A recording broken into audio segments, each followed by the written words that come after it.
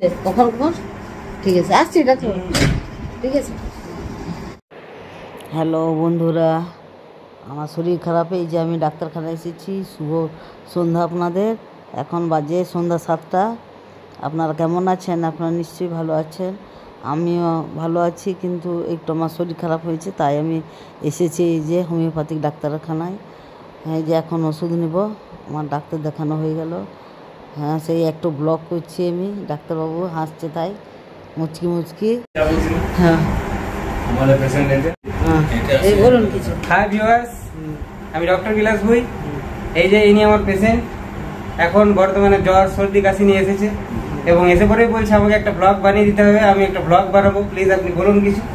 তো এটাই, আমার কিছু তো বলার নেই। আমি একজন ডক্টর, উনি আমার পেশেন্ট সম্বন্ধে আর কিছু বলার নেই। কিছু প্রাইভেসি আছে, প্রাইভেসি মেনটেন করে চলতে হয়।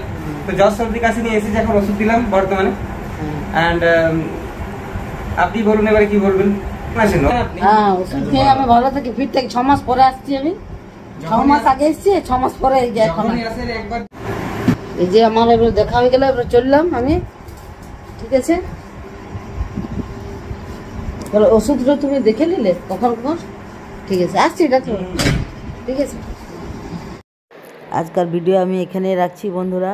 আজকাল ভিডিও যদি ভালো লেগেছে তাহলে আপনার লাইক, কমেন্ট, শেয়ার এবং সাবস্ক্রাইব করে যাবেন অতি অবশ্যই। সকল বন্ধুকে টাটা, বাই বাই।